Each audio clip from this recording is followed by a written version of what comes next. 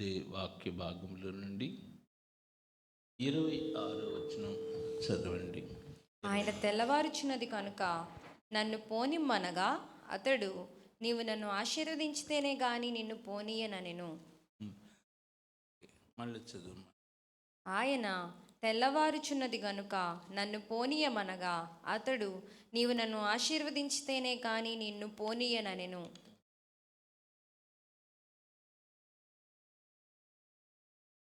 నేను వాక్యంలోకి వెళ్ళక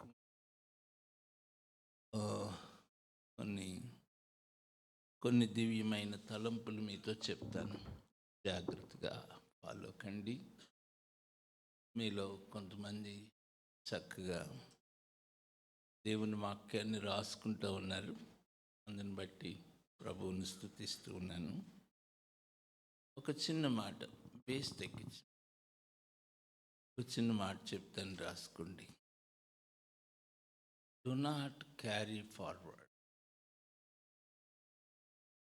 క్యారీ ఫార్వర్డ్, ఈ మాట మీరు విన్నారా? Carry forward. ఇది లెక్కలు చూసేటప్పుడు, మీ బ్యాంక్ బ్యాలెన్స్ అవి చూసేటప్పుడు చూడండి. మీకు నవంబర్లో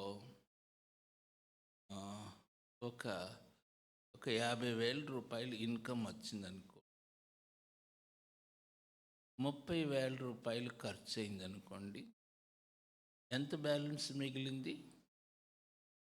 ఆ 20,000 ఏమవుద్దంటే మరుసటి నెలకి అది క్యారీ ఫార్వర్డ్. అంటే మరుసటి నెల ఎంతతో ప్రారంభమవుతుందన్నమాట? 20,000తో. 20,000 లాభంతో ప్రారంభమవుతుంది క్యారీ ఫార్వర్డ్. అట్లా కాకుండా మీరు నవంబర్ మాసంలో 50,000 వచ్చింది, కానీ ఖర్చు 60,000 అయింది. అంటే అప్పుడు నష్టం ఎంత వచ్చిందనమాట? 10,000. మళ్ళీ ఆ 10,000 అప్పు ఏమవుద్దనమాట నెక్స్ట్ మంత్కి? Carry forward. ఇప్పుడు మీ జీవితంలో నష్టాలు క్యారీ ఫార్వర్డ్ అవుతున్నాయా, లాభాలు క్యారీ ఫార్వర్డ్ అవుతున్నాయా? మీకు అర్థమైందా నా భాష? ఇప్పుడు ప్రతి నెల 10,000, 20,000 అట్లాగా మైనస్ బడ్జెట్ వచ్చిందనుకోండి, సంవత్సరం చివరికి వచ్చేసరికి ఎంత నష్టం ఉంటుంది? లక్షల్లోనే. మీకు అర్థమైందా? మనం ఏం చేస్తున్నామంటే పాత బ్యాలెన్సెస్ కొత్త సంవత్సరంలోకి క్యారీ ఫార్వర్డ్ చేసుకుంటున్నాం. మనం నష్టాలు క్యారీ ఫార్వర్డ్ చేసుకుంటున్నామా, లాభములను క్యారీ ఫార్వర్డ్ చేసుకుంటున్నామా? ఇది ప్రశ్న. కొంచెం ఆలోచిస్తే ఎక్కువ శాతం ఏది క్యారీ ఫార్వర్డ్ చేసుకుంటాం? నష్టాలే. ఈ నష్టాలే క్యారీ ఫార్వర్డ్ చేసుకుంటుంటే మన జీవితము నష్టాలమయమైపోతుంది. చివరికి శూన్యం, జీవితమే నష్టపోతాం. చూడండి, ఈ క్యారీ ఫార్వర్డ్ నేను చెప్తాను. మీరు ఎవరితోనన్నా కోపం ఉందనుకోండి, ఎవరితోనన్నా ద్వేషం ఉందనుకోండి, మరి ఏదైనా భేదాభిప్రాయం ఉందనుకోండి, దానిని మీరు క్షమాపణ కోరలేదనుకోండి, ప్రభు సన్నిధిలో ఒప్పుకోలేదనుకోండి, మీరు దాన్ని ఏం చేస్తున్నారనమాట? మరుసటి సంవత్సరానికి మళ్ళా క్యారీ ఫార్వర్డ్. క్యారీ ఫార్వర్డ్ అన్న మాటకి తెలుగు నేను చెప్పలేకపోతున్నాను. బదిలీ చేయబడటం. అంటే సపోజ్ మీ ఇంట్లో ఏదో సమస్య ఉంది, ఏదో విభేదాలు ఉన్నాయి, అలాగే ప్రక్కన సహోదరులతో ఏదో భేదం ఉంది. దాన్ని ప్రభు సన్నిధిలో మీరు క్షమాపణ కోరుకోలేదనుకోండి, ఆ ద్వేషాన్ని ఏం చేస్తున్నారన్నమాట? ఇప్పుడు మీరు చెప్పండి, మన జీవితం ఎలా అయిపోయింది? అన్నీ ఏం చేస్తున్నాం అన్నమాట? క్యారీ ఫార్వర్డ్ చేసుకుంటున్నాం. సపోజ్ మీరేమనుకోబాకండి, అసలు మిగిలిపోయిన సద్దన్నం, మిగిలిపోయిన సర్ది కూరలు అట్లాగే ఉంచాయి క్యారీ ఫార్వర్డ్ చేస్తున్నారు అనుకోండి, ఇల్లంతా ఏమైపోద్ది? ఇట్లా అయిపోయింది క్రైస్తవ జీవితం. ఏమిటి ఇది? నాట్ ఓన్లీ మన సంఘాలే కాదు, మొత్తం క్రైస్తవ లోకం అంతా కూడా దేవుని దృష్టిలో దేవునికి అయిష్టమైనవన్నీ ఏం చేస్తున్నారు? క్యారీ ఫార్వర్డ్ చేస్తున్నారు. అందువలన విశ్వాస జీవితంలో, ఒక దైవ సేవకుని జీవితంలో ఒక నూతనమైన ప్రారంభం లేకుండా పోతుంది. దేవుని ఆశీర్వాదం, that is very very important. What you are carrying forward, మీరు ఏమి ముందుకు తీసుకుని వెళ్తారు? మీ జీవితంలో మొదటిది దేవునికి అయిష్టమైనవి, దేవుని చిత్తము కానివి, దేవునిని దుఃఖపెట్టేవి అవి ఏమైనా ఉంటే మీరు వాటిని ఇక ముందు జీవితానికి తీసుకువెళ్ళకూడదు, ఇక్కడే వదిలేయాలి. Do not carry forward. ఇది దేవుడిచ్చినటువంటి మొదటి వర్తమానం. చూడండి, ఇప్పుడు నేను ఇక్కడ యాకోబు యొక్క జీవితాన్ని గురించి మీతో చెప్తాను. నేను యాకోబు జీవితానికి ముందుగా దానికి ముందు చాలా విషయాలు నేను మీకు చెప్దాం అనుకున్నాను, కానీ అయితే ఇక్కడికే వద్దాం. మీరు యాకోబు వలె ముందుకు వెళ్ళకూడదు.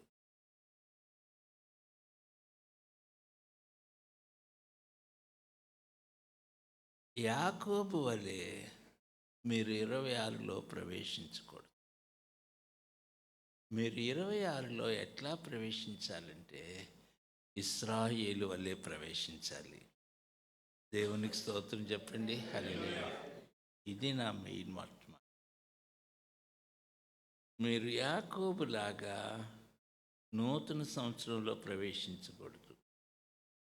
మీరు ఇశ్రాయేలు వలె మీరు నూతన సంవత్సరంలోనికి ప్రవేశించాలి. యాకోబు స్వభావము, యాకోబు సంబంధించిన ప్రతి ఆనవాలు ఇక్కడే వదిలిపెట్టారు. ఇంకా యాకోబు స్వభావం కానీ, యాకోబు జీవితమునకు సంబంధించిన పాత లక్షణాలు కానీ ఇంక ఏది మనతో రాకూడదు. మీరు ఒక క్రొత్త వ్యక్తి వలె 26వ సంవత్సరంలో ప్రవేశించాలి. అది నా యొక్క వర్తమానం యొక్క సారాంశం. ఇప్పుడు మిమ్మల్ని 26వ అధ్యాయంలోనికి 32వ అధ్యాయంలోనికి తీసుకొని వెళ్తారు. ఇక్కడ మనం ఏం చూడగలుగుతున్నాం? What is this? యాకోబు జీవితంలో, యాకోబు యొక్క పాత జీవితంలో ఉన్న లక్షణాలు ఏంటి? అవి మనం కొంచెం స్టడీ చేద్దాం. చూడండి, 32వ అధ్యాయం 22వ వచనం నుండి. ఆ రాత్రి అతడు లేచి తన 2 భార్యలను, తన 2 దాసీలను, తన 11 మంది పిల్లలను తీసుకొని యొబ్బోకు రేవు దాటిపోయెను. యాకోబు వారిని తీసుకొని ఆ ఏరు దాటించి తనకు కలిగినదంతయు పంపివేశను. యాకోబు ఒక్కడు మిగిలిపోయెను. ఒక నరుడు తెల్లవారు వరకు అతనితో పెనుగులాడెను. తాను అతని గెలవకుండుట చూచి తొడ గూటి మీద అతనిని కొట్టెను. అప్పుడతడు ఆయనతో పెనుగులాడుట వలన యాకోబు తొడ గూడ వసిలెను.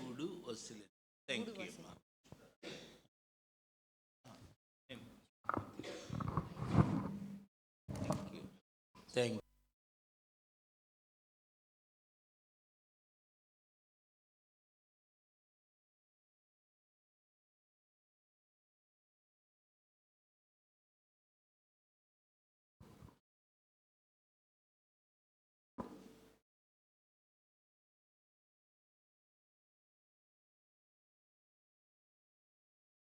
యాకోబు జీవితంలో మనం నేర్చుకోవాల్సిన పాఠాలు చాలా ఉన్నాయి. We have to learn so many lessons. యాకోబు జీవితంలో మనం ఏం నేర్చుకోవాలి? ఆ, ఇక్కడ చాలా విషయాలు నేను మీతో చెప్పవచ్చు. చూడండి, యాకోబు జీవితంలో దేర్ ఆర్ 3 ప్రాముఖ్యమైన విషయాలు ఉన్నాయి. 3 ప్రాముఖ్యమైన విషయాలు మనం యాకోబు జీవితంలో గమనించవచ్చు. చూడండి దయచేసి. యాకోబు యొక్క పరిస్థితి చూద్దాం. ఓకే, 32వ అధ్యాయం మరలా 22వ వచనం. ఆ రాత్రి అతడు లేచి తన 2 భార్యలను తన 2 దాసీలను తన 11 మంది పిల్లలను తీసుకొని యొబ్బోకు రేవు దాటిపోయెను. ఎబ్బోకు రేవు దాటిపోయిన. కొంచెం తగ్గించు వాల్యూమ్ బాబు, ఇది ట్రిబుల్ పెంచు, కొంచెం తగ్గించు వాల్యూమ్. చదువుమా. యాకోబు వారిని తీసుకొని ఆ ఏరు దాటించి తనకు కలిగినదంతయు పంపివేశెను.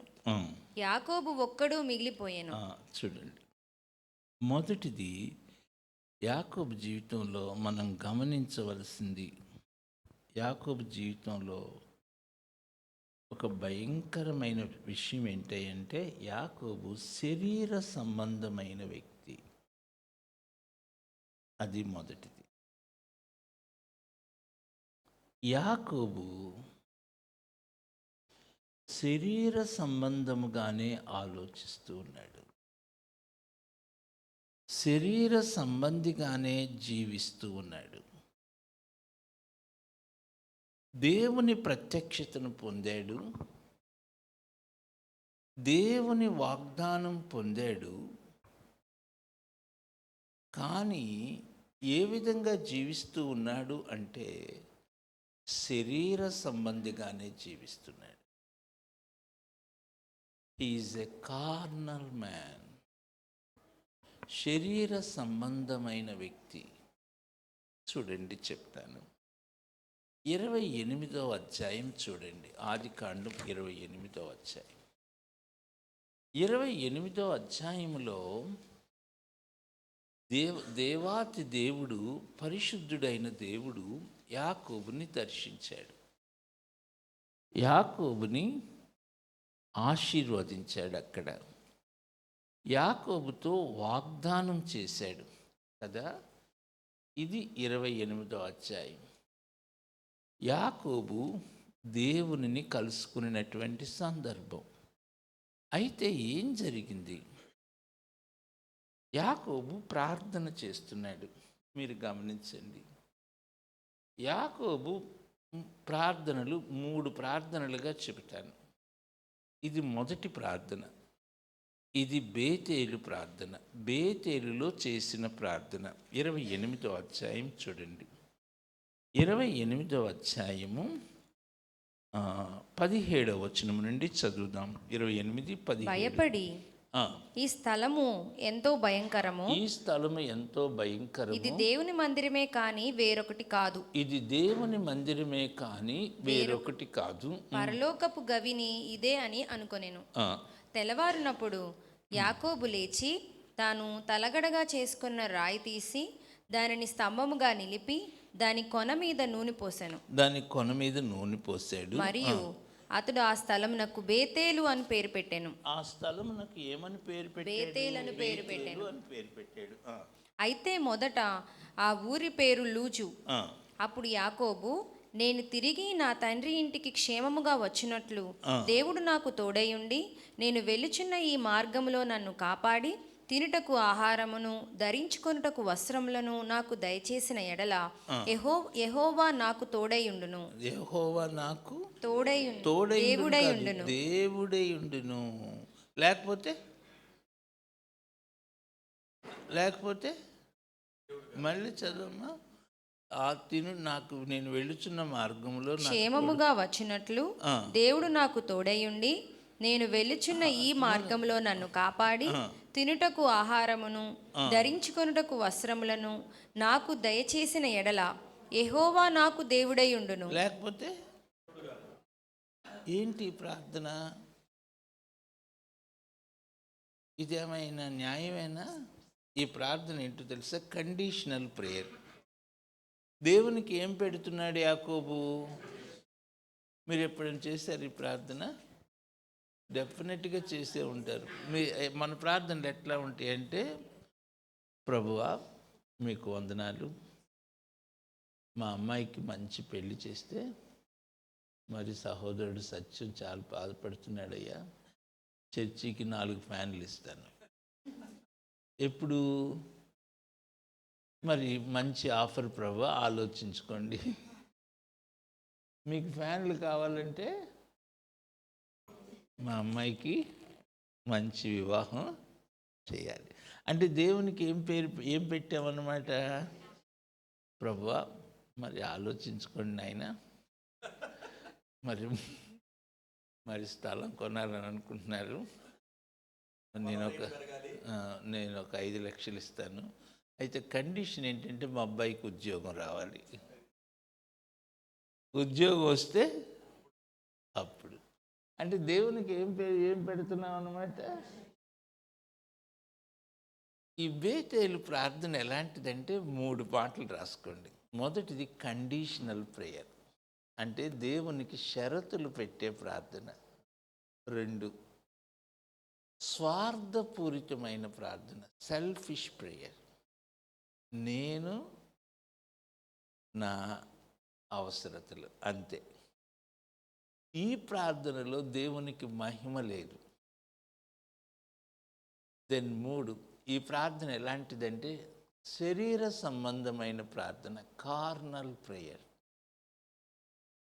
దేవుడు వాగ్దానం చేసి నిన్ను ఆశీర్వదిస్తాను, నీకు తోడై ఉంటాను, నీవు పండుకొని ఉన్న ఈ భూమిని నీకు స్వాస్థ్యంగా ఇస్తాను, ఇంత చెప్తుంటే దేవా వందనాలు, అవన్నీ తర్వాత సంగతి, అయ్యి నాకు పెద్ద అవసరం లేదులేయ్యా, ప్రస్తుతం సంగతి ఆలోచన చేయి అంటే యాకోబు మైండ్ అంతా దేని మీద ఉంది? శరీర సంబంధమైన జీవితం. మనము అత్యంత ప్రియమైన దేవుని ప్రజలరా, శరీర సంబంధులుగానే మనం కొనసాగుదామా? మొదటిది యాకోబు ఎలాంటి వాడంటే శరీర సంబంధమైన వ్యక్తి, కార్నల్ మ్యాన్. దెన్ రెండవది, సెకండ్ థింగ్, ఇది చాలా కష్టం, ఇది కొంచెం చెప్తాను. యాకోబు ఎలాంటి వాడంటే ద సెకండ్ థింగ్, ఇది చెప్పడానికి కొంచెం కష్టపడుతున్నాను. మొండి వ్యక్తి, మొండివాడు, తను అనుకున్నదే చెయ్యాలి, తన ఇష్టం అంతే. నువ్వేమన్నా చేసుకో, నేనింతే. మనలో కనపడని మొండితనం ఉంటుంది. నువ్వెందుకు ఈ పని చేసావు? చేస్తాను, నా ఇష్టం, నువ్వెవరు అడగటానికి. అంటే మనలో ఏముందన్నమాట? నువ్వు ఆ బ్రదర్కి సారీ చెప్పంటే నేను చెప్పను, ఏమన్నా చేసుకో అంతే. అంటే మనము మార్పు నొందటానికి మనము ఇష్టపడము, మొండితనము. ది సెకండ్ థింగ్ చూడండి, చెప్తాను. మళ్ళా 32, 22, 24 చదవండి. 24. యాకోబు ఒక్కడు మిగిలిపోయెను. ఉమ్, ఒక నరుడు తెల్లవారు వరకు అతనితో పెనుగులాడెను. ఆ, తాను అతని గెలవకుండుట చూచి తొడగూటి మీద అతనిని కొట్టెను. ఆ. ఈ పెనుగులాటలో ఎవరు గెలుస్తున్నారు, ఎవరు ఓడిపోతున్నారు? దేవుడు ఓడిపోతున్నాడు. ఇది చాలా భయంకరంగా లేదు? నేను ఈ భాగానికి ఏమని పేరు పెట్టానంటే ఓడిపోయిన దేవుడు. అసలు ఆ మాట అనటానికే భయం వేస్తుంది కదా. దేవుడు ఓడిపోతున్నాడు, ఎవరు గెలుస్తున్నారు? ఇది కరెక్టేనా నేటి దినాన? అమ్మ ఆ పని చేయొద్దంటే నేను చేస్తాను అంతే. ఇంట్లో ఉండమంటావా, లేకపోతే వెళ్ళిపోమంట. నేను వెళ్ళిపోవటానికైనా ఇష్టపడతాను, కానీ మొండితనము. మనిషి దేవుని మాటకు లోబడటానికి ఇష్టపడట్లా.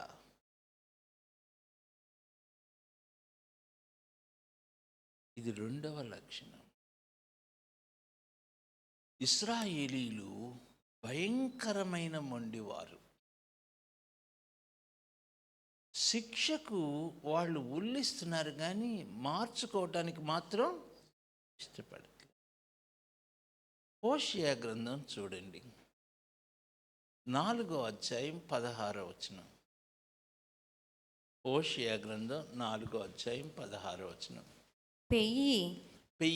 పెయ్య మొండితనము చూపునట్లు ఇజ్రాయేలు వారు మొండితనము చూపియున్నారు కనుక. పెయ్య అంటే ఆవు దూడ. మీరు దాన్ని మెడకు తాడు కట్టి లావటానికి ప్రయత్నం చేయండి. 4 కాళ్ళతో తన్ని పట్టి ఇట్టిట్టు అంటది, కానీ అది రానే, అది ఆ టైప్ అన్నమాట.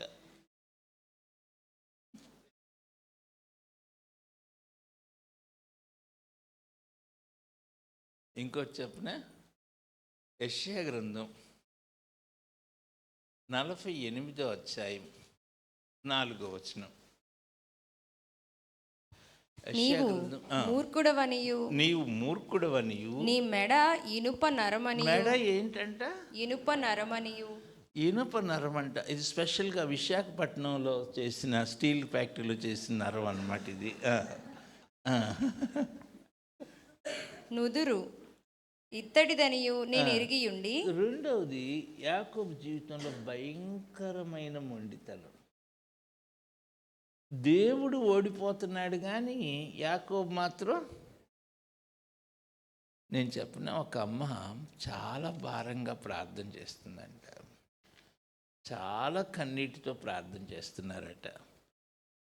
దేవుడు ఆమెకు ప్రత్యక్షమై, అమ్మ నీ ప్రార్థన విన్నాను, నీకు ఏం కావాలంటే అది ఇస్తానమ్మా అన్నాడట.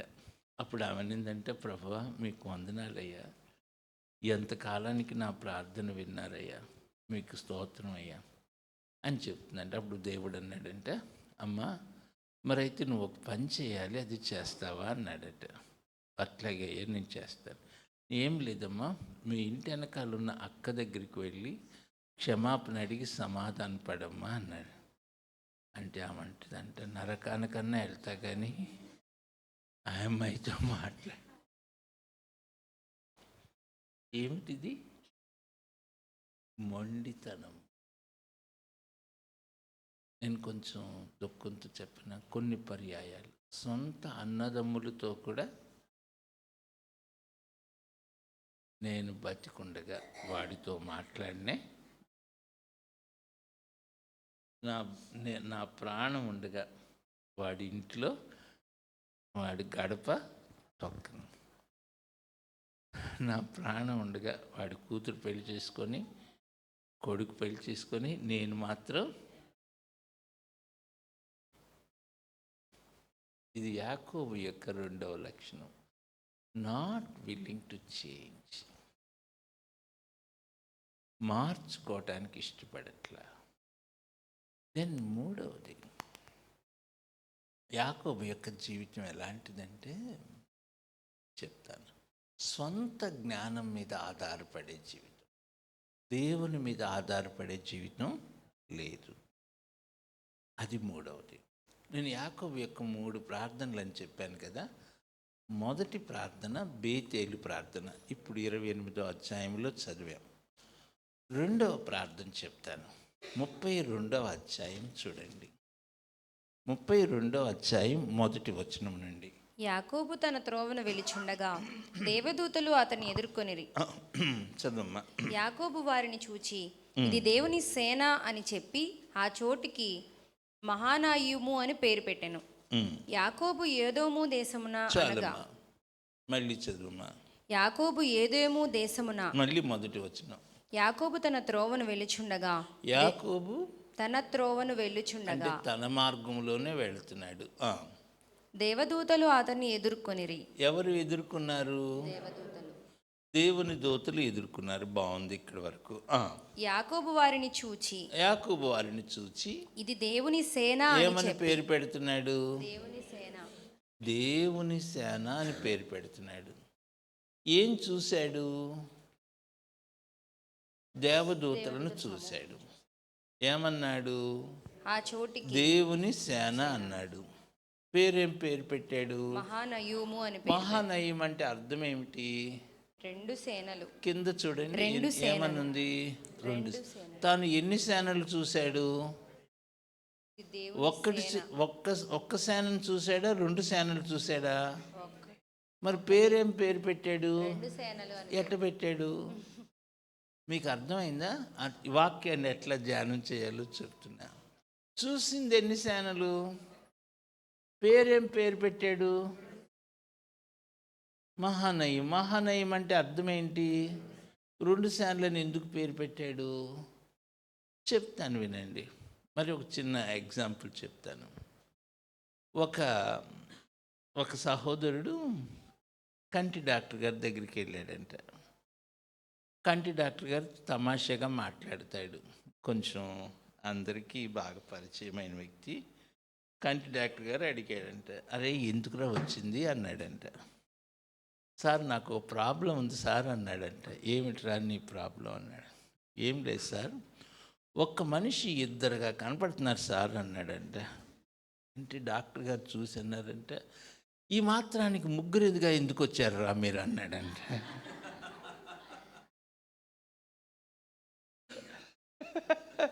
కొంచెం ఇప్పుడు వెలిగింది.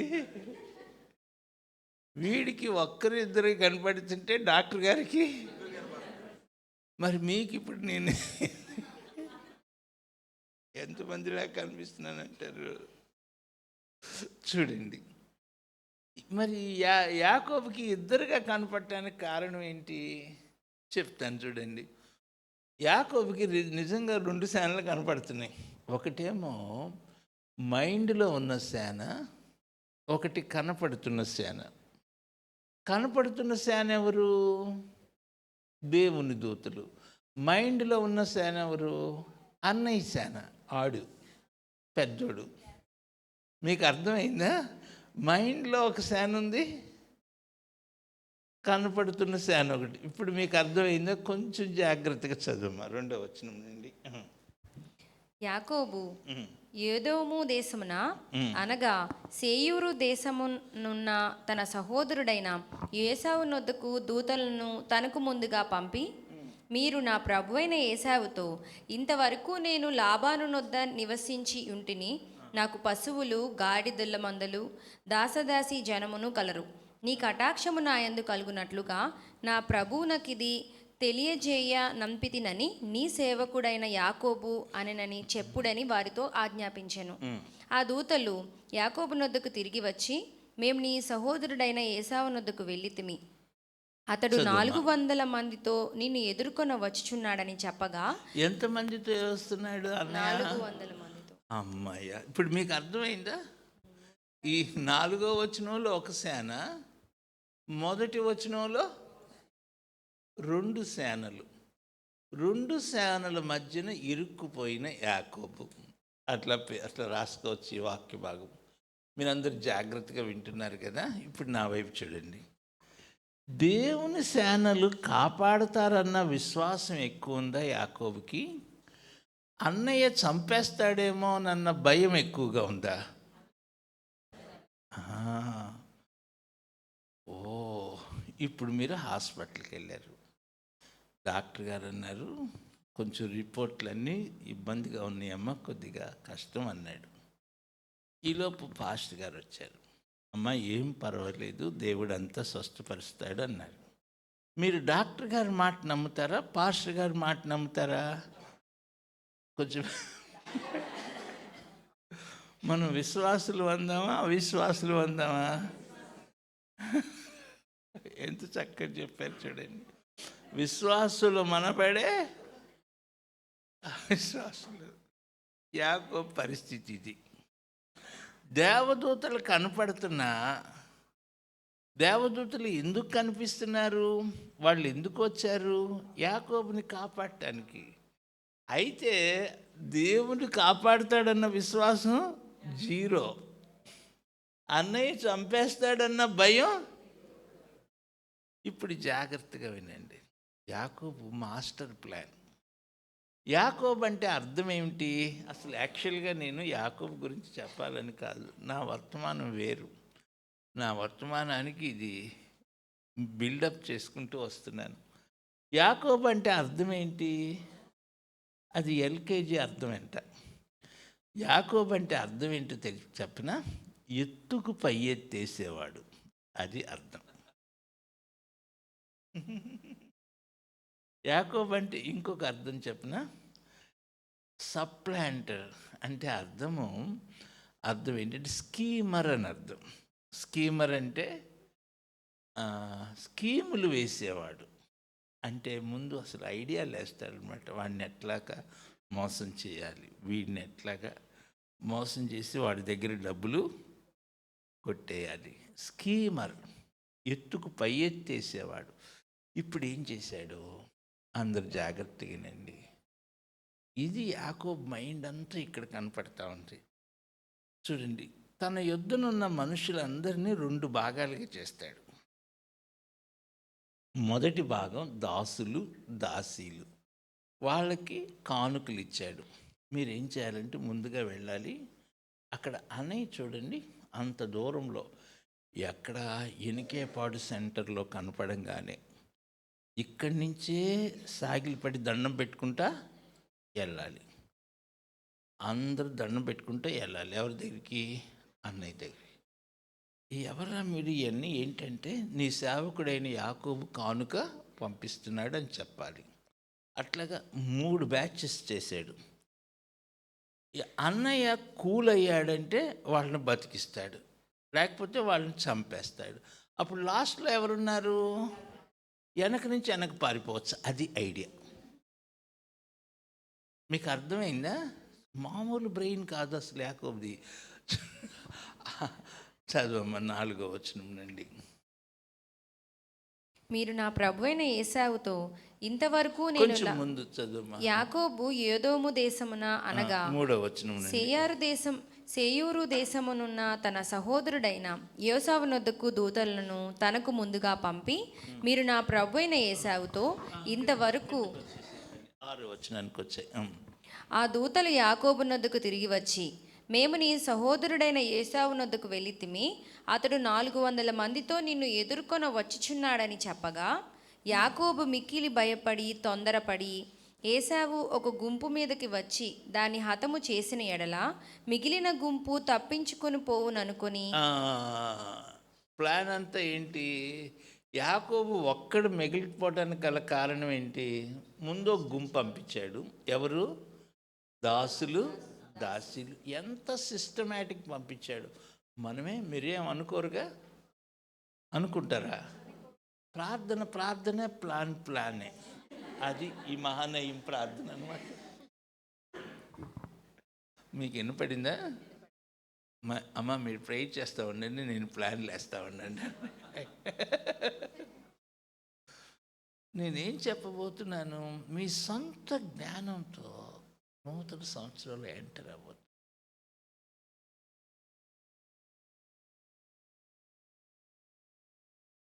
శరీర సంబంధులుగా మనం నూతన సంవత్సరంలో ప్రవేశించకూడదు.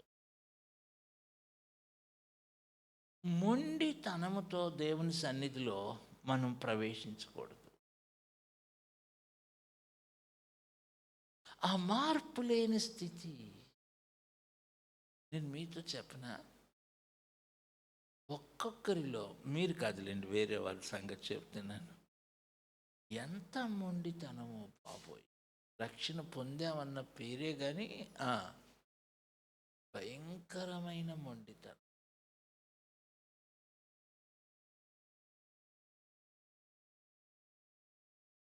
కాదు, ఇదిగో అమ్మా అలా చేయకూడదు, నీ భర్తకు లోబడి. నేను లోబడను, ఏమన్నా చేసుకో. ఇంట్లో నుంచి వెళ్ళిపోమన్నా వెళ్ళిపోతా, కానీ నేను మాత్రం, మీరు కాదులేండి, వేరే వాళ్ళ సంగతి. అవునా? వాళ్ళు అనుకున్నదే చెయ్యాలి. We are not willing to change. యాకోబు దేవుని ప్రత్యక్షతను పొందాడు, దేవుని వాగ్దానం పొందాడు, కానీ తన సొంత జ్ఞానం మీద ఆధారపడుతున్నాడు, దేవుని మీద ఆధారపడట్లేదు. దీనిని మహానయీము ప్రార్థన అని చెప్పాను. ఇక్కడ మళ్ళీ ప్రార్థన కూడా చేస్తున్నాడు 8వ వచనంలో. ఎంత చక్కగా ప్రార్థన చేస్తున్నాడంటే, ఎంత బ్యూటిఫుల్గా మంచి పదాలు ఉపయోగించి ప్రార్థన చేస్తున్నాడు 8వ వచనం నుండి. ఏశావు ఒక గుంపు మీదకి వచ్చి దానిని హతము చేసిన ఎడల మిగిలిన గుంపు తప్పించుకొని పోవుననుకొని తనతోనున్న జనులను, మందలను, పశువులను, ఒంటెలను 2 గుంపులుగా విభాగించెను. అప్పుడు యాకోబు, నా తండ్రి అయిన అబ్రహాము దేవా, నా తండ్రి అయిన ఇస్సాకు దేవా, నీ దేశమునకు నీ బంధువుల యొద్దకు తిరిగి వెళ్ళుము, నీకు మేలు చేసేదనని నాతో చెప్పిన యెహోవా. ఏమని? నా తండ్రి అయిన అబ్రహాము దేవా, నా తండ్రి అయిన ఇస్సాకు దేవా. ఎంత చక్కగా ప్రార్థన చేస్తున్నాడండి. 20 సంవత్సరాలు పద్దనరాములో ఉన్నప్పుడు ఒక్క మాట కూడా ప్రార్థన చేయలేదు. ఇప్పుడు అన్నయ్య వస్తున్నాడంటే ఏం ప్రార్థనలు వస్తున్నాయండి కదా. ఈ మహానయం ప్రార్థనకి నేను ఏమని పేరు పెడతానంటే, మీరు రాసుకోండి, ఆపద మొక్కుల ప్రార్థన. ఇప్పుడు చెప్పండి, మన ఫాస్టింగ్ ప్రేయర్ ఎప్పుడు స్టార్ట్ అవుద్ది? డాక్టర్ గారు ఏదైనా సీరియస్ అన్నప్పుడే కదా. కొంతమందికి ఫాస్టింగ్ ప్రేయర్ ఎప్పుడు స్టార్ట్ అవుద్దంటే రమేష్ హాస్పిటల్లో చేరినప్పుడంట. అప్పుడు ఇంకొంచెం ప్రార్థన ఇంకొంచెం ఇది. ఈ ప్రార్థనలో చాలా చక్కని మాటలు ఉపయోగిస్తున్నాడు, కానీ పశ్చాత్తాపం లేదు, విశ్వాసం లేదు, దేవుని మీద ఆధారపడే జీవితం. దీనిని మహానయం ప్రార్థన అన్నాను. ఈరోజున క్రైస్తవ బిడ్డల జీవితాల్లో మొదటిది బేతేలు ప్రార్థన ఉంది, 2 మహానయం ప్రార్థన ఉంది, కానీ పెనుయేలు ప్రార్థన లేదు. అది నేను మీతో చెప్పాను. ఇక్కడ ముందుకు వెళతాను. యాకోబు ఏం చేశాడో చూడండి, అది కొంచెం చదువుదాం. కొంచెం 32వ అధ్యాయము 13వ వచనం నుండి. అతడు అక్కడ ఆ రాత్రి గడిపి తాను సంపాదించిన దానిలో తన అన్నయ్యైన ఏసావు కొరకు ఒక కానుకను అనగా 200 మేకలను, 20 మేకపోతులను, 200 గొర్రెలను, 20 పొట్టేళ్లను, 30 పాడి ఒంటెలను, వాటి పిల్లలను, 40 ఆవులను, 10 ఆబోతులను, 20 ఆడిగాడిదలను, 10 గాడిద పిల్లలను తీసుకొని మందను వేరువేరుగా తన దాసుల చేతికి అప్పగించి. మందకు వేరువేరుగా అంటే ఎంత ప్లానో చూడండి. అన్నయ్యని ఎదుర్కోవటానికి ఎంత ప్లాన్ వేస్తున్నాడో చూడండి. చూడండి, 3-4 మందలను పెట్టి ఆ మందకి గ్యాప్ పెడుతున్నాడు. చదువు. తన దాసుల చేతికి అప్పగించి, మీరు మందకు నడుమ ఎడముంచి నాకంటే ముందుగా సాగిపోండని తన దాసులతో చెప్పాను. చదువు. మరియు వారిలో మొదటి వానితో, నా సహోదరుడైన ఏశావు నిన్ను ఎదుర్కొని, నీవెవరి వాడవు, ఎక్కడికి వెళ్ళుచున్నావు, నీ ముందరనున్నవి ఎవరివని నిన్ను అడిగిన ఎడలా, నీవు, ఇవి నీ సేవకుడైన యాకోబువి, ఇది నా ప్రభు అయిన ఏశావు కొరకు పంపబడిన కానుక, ఇదిగో అతడు మా వెనుక వచ్చుచున్నాడని చెప్పమని ఆజ్ఞాపించాను. అట్లతడు, నేను ముందుగా పంపుచున్న కానుక వలన అతని సమాధానపరిచిన తరువాత నేను అతని ముఖము చూచెదను. అప్పుడు అతడు ఒకవేళ నన్ను కటాక్షించుననుకొని, మీరు ఏశావును చూచినప్పుడు ఆ చొప్పున అతనితో చెప్పవలననియు, మీరు ఇదిగో నీ సేవకుడైన యాకోబు మా వెనక వచ్చుచున్నాడని చెప్పవలననియు, రెండవ వానికిని మూడవ వానికిని మందల వెంబడి వెళ్ళిన వారికి అందరికీ ఆజ్ఞాపించెను. ఎంత సిస్టమాటిక్ ప్లానో చూడండి. సొంత జ్ఞానం మీద ఆధారపడేటువంటి వ్యక్తి. ఓకే, మందలకి గ్యాప్ ఉంచి ఆ నాయకుడికి చెప్పి అన్నయ్యని కూల్ చేయడానికి ఏర్పాటు చేస్తున్నాడు. సో ఆ తర్వాత యబ్బోకు రావు దాటాడు, అందరినీ పంపించేశాడు. చివరికి తన 2 భార్యలను పిల్లలను మొత్తాన్ని పంపించేశాడు. ఇంకా ఆఖరిలో ఎవరు మిగిలాడు? యాకోబు మిగిలాడు. మీరు అంటే దాని అర్థం ఏంటంటే, సస్తే వాళ్ళందరూ సస్తారు, లాస్ట్లో ఎవరున్నారనమాట, ఇటు నుంచి ఇటు పారిపోవచ్చు. అది ఐడియా. ఒక మాట రాసుకోండి, ఎదుర్కొనుట రాసుకోండి. మీరు అన్నయ్యని ఎదుర్కొన్నప్పుడు ఇట్లా చెప్పాలి, ఎదుర్కొనుట. 2026 ఏంటంటే మీరు ఎదుర్కొంటున్నారు. చూడండి, మీరు ఏమి ఎదుర్కోవచ్చు? ఒకటి రాసుకోండి, 3 మన ముందున్నాయి. ఇది ప్రతి మనిషి ఎదుర్కోవాల్సిందే. మొదటిది నేను ఇట్లా అంటాను, ఫేసింగ్. నేను మీతో చెప్తాను. మొదటిది, you have to face your brother. అంటే నీ సమస్యను నువ్వు ఎదుర్కోవాలి. చూడండి, నువ్వు చేసిన దానికి ప్రతిఫలము నువ్వు ఎదుర్కొనే రోజు వస్తుంది. You have to face. రెండవది, తీర్పుని ఎదుర్కోవాలి. అన్నయ్య ముఖంలో ఏం కనపడుతుంది? యాకోబుకి మరణం కనపడుతుంది, శిక్ష కనపడుతుంది. తను చేసిన మోసమునకు ప్రతిఫలము. నీవు ప్రతిఫలమును ఎదుర్కోవాలి, నీవు శిక్షను ఎదుర్కోవాలి. తర్వాత మూడవది, నీవు మరణాన్ని కూడా ఎదుర్కోవాలేమో. మీకు చక్కని ఉపదేశం నేను మీకు చెప్తాను, రాసుకోండి. మీరు అన్నయ్యను ఎదుర్కోకముందు, శిక్షను మీరు ఎదుర్కోకముందు రాసుకోండి, మీరు దేవునిని ఎదుర్కోండి. దేవునికి స్తోత్రం చెప్తారా? మీ చేయి పైకెత్తి చెప్పండి, హల్లెలూయా. ఎప్పుడైతే నువ్వు దేవుని ఎదుర్కొంటావో నీ శిక్ష ఆశీర్వాదంగా మారుతుంది, నీ తీర్పు దీవెనగా మారుతుంది. అన్నయ్య యొక్క కోపము ఆశీర్వాదంగా. ఇది పెనూయేలు యొక్క జీవితం. 26లో మీరు ఏమి ఎదుర్కొంటారో తెలియదు. 26 మీకు చాలా కష్టంగా ఉండవచ్చు. 26లో బహుశా ఏదైనా కష్టమైన ప్రాబ్లమ్స్ని మీరు ఫేస్ చేయాలేమో. 26లో ఒక కష్టమైనటువంటి అనారోగ్యాన్ని ఫేస్ చేయలేమో. అది ఎలాంటిదైనా దానిని ఎదుర్కొనే ముందు ఒక చక్కని మాట, దేవునిని ఎదుర్కోండి. దేవునికి స్తోత్రం చెప్పండి. Face God before you face all the problems. సమస్యలను ఎదుర్కోకముందు, జీవితంలో ఎదురయ్యే పరిస్థితులను ఎదుర్కోకముందు, జీవితంలో ఎదురయ్యే ఆ కష్టాలను ఎదుర్కొనే ముందు దేవునిని ఎదుర్కో.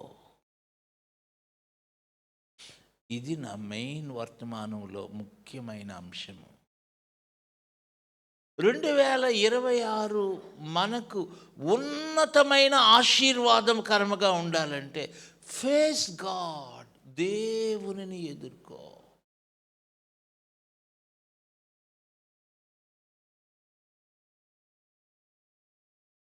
ఇక్కడ 2 విషయాలు మీరు రాసుకోండి. శరీర సంబంధమైన మొండితనము,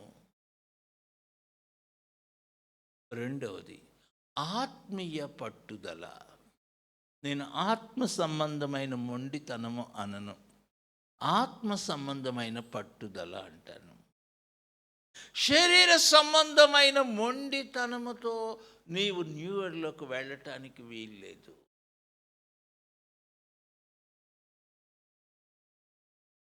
నేను మారను, నా ఇష్టమే చేస్తాను, శరీర సంబంధమైన మొండితనముతో నీవు ముందుకు వెళ్ళవద్దు. ఆత్మీయ పట్టుదలతో నువ్వు ముందుకు వెళ్ళాలి. తర్వాత నెక్స్ట్, యాకోబు వలె నీవు 26లో ప్రవేశించడానికి వీల్లేదు. యాకోబు యొక్క స్వభావముతో, యాకోబు యొక్క జీవిత లక్షణాలతో మీరు నూతన సంవత్సరంలో ప్రవేశించవద్దు. యాకోబు స్వభావమును, యాకోబు మనస్తత్వాన్ని, యాకోబు యొక్క జీవితాన్ని ఇక్కడే వదిలిపెట్టేసేయాలి.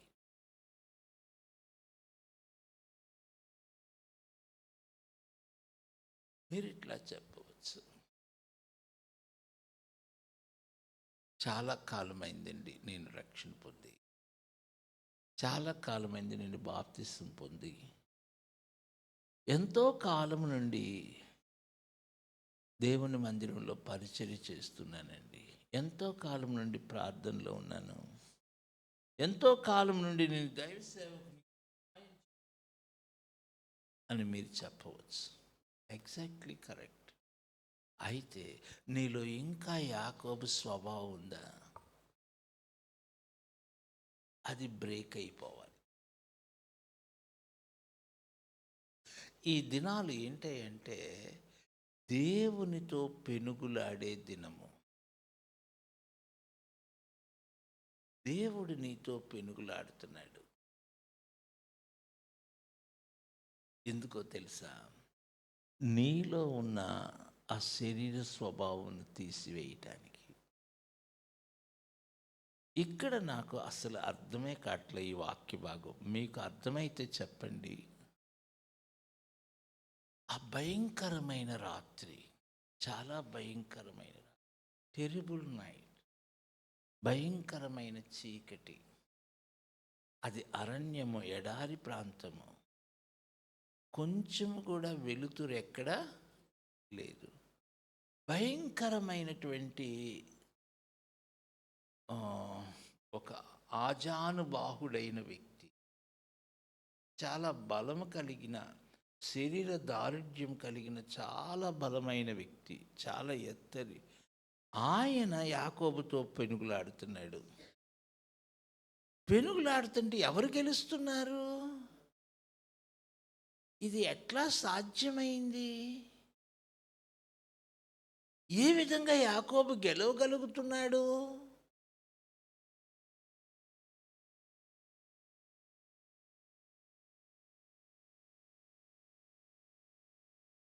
ఇందులో 2 విషయాలు మనం నేర్చుకోవాలి. మొదటిది, యాకోబు గొప్పతనం కాదు, యాకోబు బలము కాదు. యాకోబు గెలవటానికి గల కారణం ఏంటో తెలుసా? దేవుడు తను దీర్ఘశాంతం చూపిస్తున్నాడు. దేవునికి స్తోత్రం చెప్తారా? ఇంకా మారతాడు, ఇంకా మారతాడు, ఇంకా లోబడతాడు. దేవుడు ఆయన తన సాత్వికాన్ని చూపిస్తున్నాడు. దేవుడు తన దీర్ఘశాంతాన్ని చూపిస్తున్నాడు. చూడండి, కీర్తనలు దయచేసి చూడండి. కీర్తన 50వ కీర్తన 17వ వచనం నుండి. దిద్దుబాటు నీకు అసహ్యము కదా. ఇది చూడండి, దిద్దుబాటు ఒక విశ్వాసికి ఏమి అవసరం? దిద్దుబాటు. పిల్లలు కూడా దేన్ని అసహించుకుంటున్నారు? కరెక్షన్కి ఇష్టపడట్ల. దిద్దుబాటు నీకు అసహ్యము కదా. చదువమ్మా. నీవు నా మాటలను నీ వెనుకకు త్రోసివేసేదవు. దేవుని మాటలు వెనక్కి త్రోసివేస్తున్నావు. నీవు దొంగను చూచినప్పుడు వానితో ఏకీభవించెదవు. వ్యభిచారులతో నీవు సాంగత్యము చేసేదవు. కీడు చేయవలనని నీవు నోరు తెరిచిచున్నావు. నీ నాలుక కపటము కల్పించుచున్నది. నీవు కూర్చుండి నీ సహోదరుని మీద కొండములు చెప్పుచున్నావు. నీ తల్లి కుమారుని మీద అపనిందలు మోపుచున్నావు. నీ తల్లి కుమారుని మీద అపనింద పోచున్నావు. ఇట్టి పనులు నీవు చేసినను నేను మౌనినై ఉంటిని. ఇట్టి పనులు నువ్వు చేసినప్పటికీ దేవుడు ఏ విధంగా ఉన్నాడంట? మౌనినై ఉంటిని, మౌనముగా ఉన్నాడంట. చదువు. అందుకు నేను కేవలము నీ వంటి వాడనని నీవనుకుంటున్నా. ప్రభు మౌనంగా ఉంటే ఎట్లా అనుకుంటున్నారు? ఏమని అనుకుంటున్నారు చెప్పండి. ఓ, ఇది చాలా విచారం.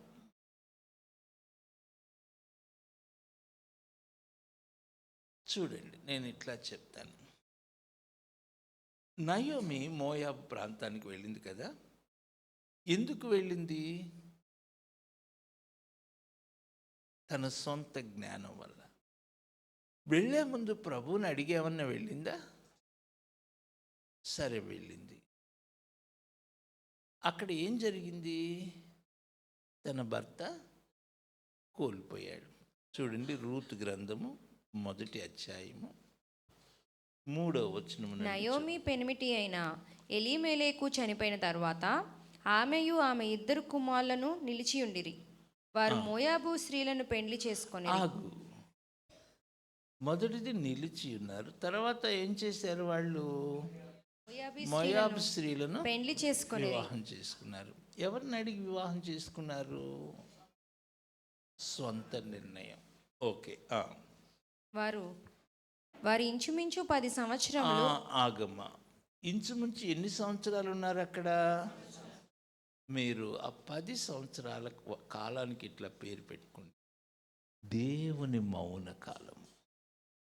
God is silent. ఇప్పటికైనా ఈ బిడ్డ తిరిగి వస్తుంది. ఇప్పటికైనా ఈ బిడ్డ మందిరానికి క్రమంగా వస్తారు. ఎప్పటికైనా దేవునికి లోబడుతుంది. ఎప్పటికైనా తన జీవితం సరి చేసుకుంటుంది అని దేవుడు ఏం చేస్తున్నాడు? ఆ మౌన కాలాన్ని ఎట్లా తీసుకుంటున్నాడు? మనిషి భయంకరమైన చులకనగా తీసుకుంటున్నాడు. ఇప్పుడు కీర్తన 50 చూడండి. నేను మౌనినై ఇంటిని, అందుకు నీవు ఏమనుకున్నావు? కేవలము నేను నీ వంటి వాడను అనుకుంటివి. చూడండి, ఆ భయంకరమైన పోరులో యాకోబు గెలవటానికి గల కారణం ఏంటో తెలుసా? ఆయన దీర్ఘశాంతం. ఆయన దీర్ఘశాంతాన్ని, ఆయన సహనాన్ని మనిషి ఏం చేస్తున్నాడంటే లీనియన్స్గా తీసుకుంటున్నాడు. రోమీలకు రాసిన పత్రిక 2వ అధ్యాయం చూడండి. రోమా 2:3 వచనము నుండి. అట్టి కార్యములు చేయవారికి తీర్పు తీర్చు వాటినే చేయుచున్న మనుషుడా, నీవు దేవుని తీర్పు తప్పించుకుందువని అనుకుందువా? లేదా దేవుని అనుగ్రహము మారుమనసు పొందుటకు నిన్ను ప్రేరేపించుచున్నదని ఎరుగక ఆయన అనుగ్రహైశ్వర్యమును సహనమును దీర్ఘశాంతమును తృణీకరించుదువా? దేవుని దీర్ఘశాంతమును, తృణీకరించుదువా? దేవుని యొక్క సహనమును తృణీకరించుదువా? మళ్ళీ చదువు తల్లి, మళ్ళీ చదువు. దేవుని అనుగ్రహము మారుమనసు పొందుటకు నిన్ను ప్రేరేపించుచున్నదని ఎరుగక ఆయన అనుగ్రహైశ్వర్యమును. ఆగుమా. ఈ మాట పట్టుకోండి, అనుగ్రహ ఐశ్వర్యము. ఇది చాలా కష్టమైన మాట. అంటే చూడండి, నేను మీతో చెప్తాను, నా వైపు చూడండి. ప్రభువు ఒక ప్లేట్లోనంట, ఒక బంగారు పళ్ళెంలోనంట ఆయన పరిశుద్ధ రక్తాన్ని పోసి, ఇదిగో బాబు నీ క్షమాపణ కొరకు నేను ఇస్తున్నానంటే కాలుతో తన్నేస్తున్నాడంట. అది అనుగ్రహ ఐశ్వర్యం. అనుగ్రహం అంటే దయతో ఇచ్చేది. అనుగ్రహ ఐశ్వర్యం అంటే బాబోయ్ ఎంత గొప్ప ఐశ్వర్యం. దానిని కాళ్ళతో తన్నేస్తున్నాడు మనిషి. దేవుని అనుగ్రహ ఐశ్వర్యమును, సహనమును దీర్ఘశాంతమును తృణీకరించుదువా? అబ్బా, ఇది మానవుని యొక్క పరిస్థితి. నీవే గెలుస్తున్నావు, ప్రభువు ఓడిపోతున్నాడు. సంవత్సరములు జరిగిపోతున్నాయి, ఇంకా ప్రభు బిడ్డలు ఆయన స్వారూప్యంలోకి రావట్లేదు. ఇక తెల్లవారుతున్నది. ఏమవుతుంది అంటే అర్థం ఏంటో తెలుసా? దేవుడు మానవునికి ఇచ్చిన సమయం అయిపోతా ఉంది. ప్రభు యొక్క రాకడ వచ్చేస్తూ ఉంది. తెల్లవారుచున్నది, నన్ను పోని. అప్పుడు ప్రభు యాకోబుని కొడతాడు. తొడగూడు మీద కొట్టాడు. కొట్టెను అనింది కదా తెలుగు భాషలో. ఇంగ్లీష్ భాషలో ఏముందంటే ముట్టెను అనింది. ముడితేనే జాయింట్ ఊడిపోయింది, కొడితే అక్కడే చనిపోయేవాడు. ఈ మధ్యాహ్నం వేళ ప్రియమైన ప్రభు బిడ్డలారా, మన ఆత్మీయ జీవితాన్ని పరీక్షించుకుందాం. కొంచెం నేను భారంతో మాట్లాడుతూ ఉన్నాను. మనం రక్షణ పొందామా అనేది ప్రశ్న కాదు. నీవు బాప్తిసం పొందావా అనేది ఇంకా ప్రశ్న కాదు. నువ్వు ఎంతగా ఆయన స్వారూప్యంలోకి వచ్చావు అనేది ప్రశ్న. ఎంతగా ఆయన చిత్తమునకు లోబడుతున్నావు.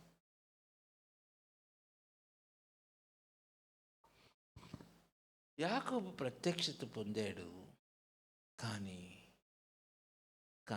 శరీర సంబంధమైన వ్యక్తిగానే ఉన్నాడు. యాకోబు దేవుని యొక్క దర్శనం పొందాడు, సొంత జ్ఞానమును ఆధారం చేసుకునే వ్యక్తిగా ఉన్నాడు.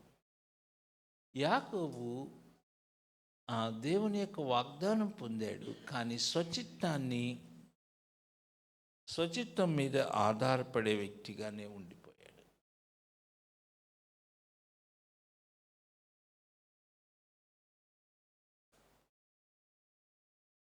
ఈ మధ్యాహ్న వేళ ఒక చక్కని బలమైన మాట. మీ స్వచిత్తానుసారమైన జీవితంతోనే నూతన సంవత్సరంలోనికి వెళ్ళిపోదామా? శరీర సంబంధమైన వ్యక్తులముగానే కొత్త సంవత్సరంలోనికి వెళ్దామా?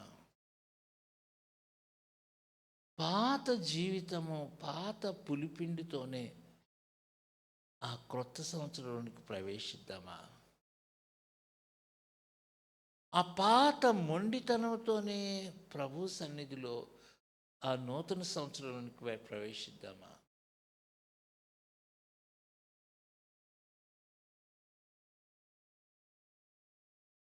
ఇది నా హృదయంలో నుండి వస్తున్న భారమైన పాటలు.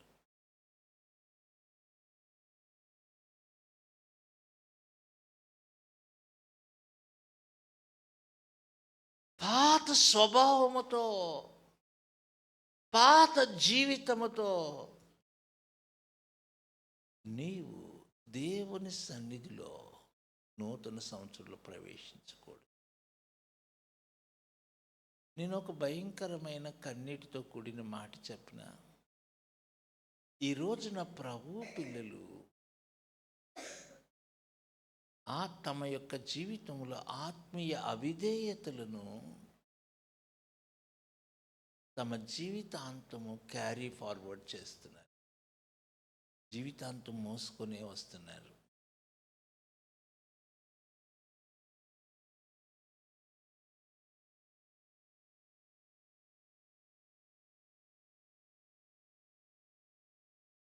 నీ పాత జీవితం, నీ పాత లక్షణాలు, నీ సొంత జ్ఞానము, మీ సొంత తెలివితేటలు, మీ యొక్క గొప్పతనాలు, అవి మీ జీవితంలో మిమ్మలను ఫలవంతమైన అనుభవంలోనికి నడిపించవు.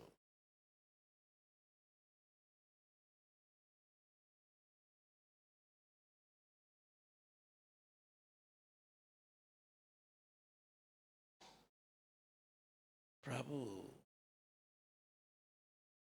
ఆ పెనూయేలు దగ్గర యాకోబుని కొడుతూ ఉన్నాడు. తెలుగు భాషలో కొట్టినోనుంది, ఇంగ్లీష్ భాషలో ముట్టినోనుంది.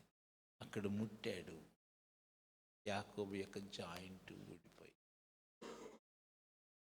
ఈ మధ్యాహ్నం వేళ ఆ పెనూయేలు అనుభవంలోనికి వద్దామా? ప్రభువా, నన్ను కొట్టయ్యా, నన్ను తాకయ్యా. నేను యాకోబులాగా నేను నూతన సంవత్సరంలో ప్రవేశించకూడదయ్యా.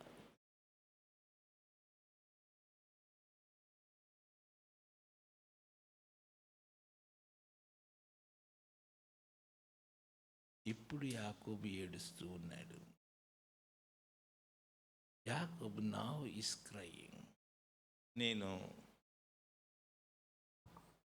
నేను ఒక చక్కని గొప్ప అంశాన్ని మన విజయవాడలో ప్రేయర్ కాన్ఫరెన్స్లో చెప్తూ ఉన్నాను.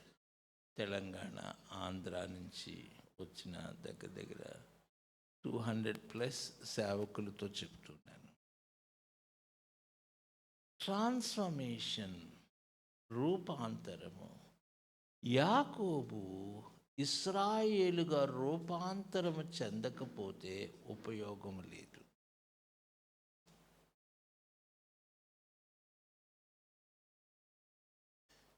యాకోబు దేవుని ఆశీర్వాదాలు ఎప్పుడు స్వతంత్రించుకుంటాడంటే నిజమైన ఇశ్రాయేలు జీవితం వచ్చినప్పుడు. దేవునికి స్తోత్రం కలుగును. ఆ నిజమైన మార్పు వచ్చినప్పుడు.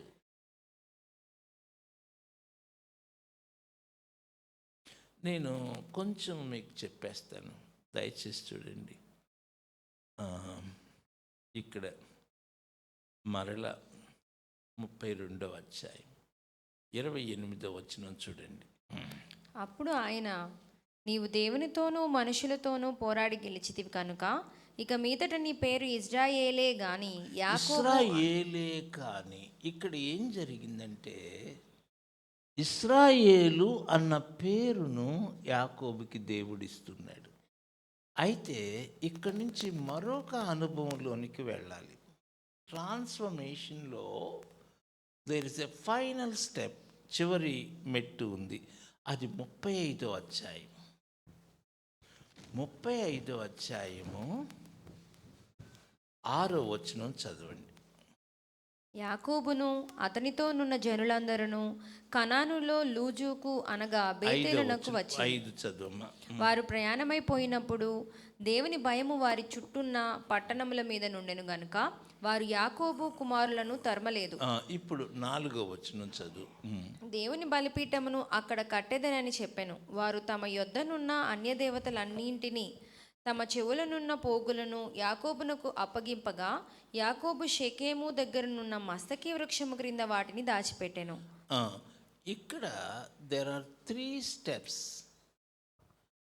మీరు ఆ దేవాతి దేవుడు అనుగ్రహించే పరిపూర్ణమైన దీవెన పొందాలి అంటే, ద ఫుల్నెస్ ఆఫ్ బ్లెస్సింగ్, దేవుని యొక్క పరిపూర్ణమైన ఆశీర్వాదం పొందాలి అంటే 3 బ్యూటిఫుల్ స్టెప్స్. మొదటిది, యాకోబు ఏం చేయాలో తెలుసా?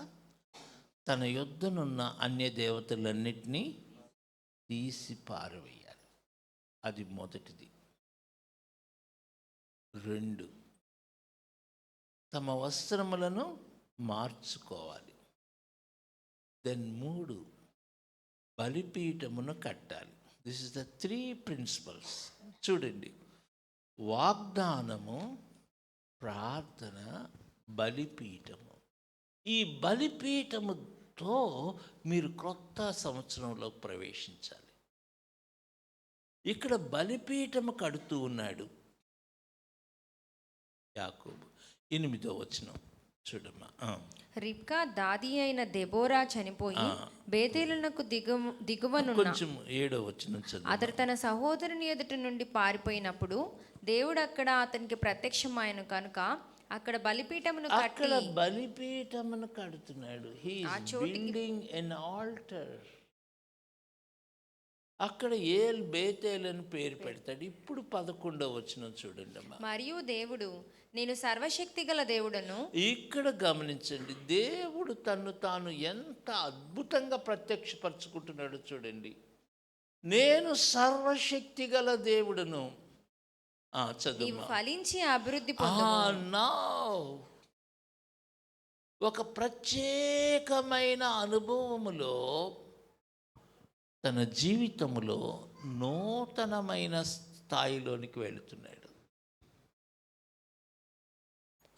ఒక అద్భుతమైనటువంటి పరిధిలోకి ఎంటర్ అవుతున్నాడు. మీరు గుర్తుపెట్టుకోండి, మీతో చెప్పేసైనా చెప్పమంటారా వద్దంటారా? చెప్పేసైనా నేను చెప్పాలంటేనే భయం వేస్తూ ఉంది. చెప్పేయమంటారా? మీరు చెప్పమంటే చెప్తా, లేకపోతే చెప్పేనా? చెప్పేస్తున్నా. అట్లాగా నేను మీరు చెప్పైనా అని అడిగానంటే అర్థం ఇంకో 3 గంటలు చెప్తానని అర్థం. చెప్పేయమంటారా? చెప్పేసైనా, లేకపోతే చెప్పుకోండి అంటారా? చెప్పేస్తున్నాను.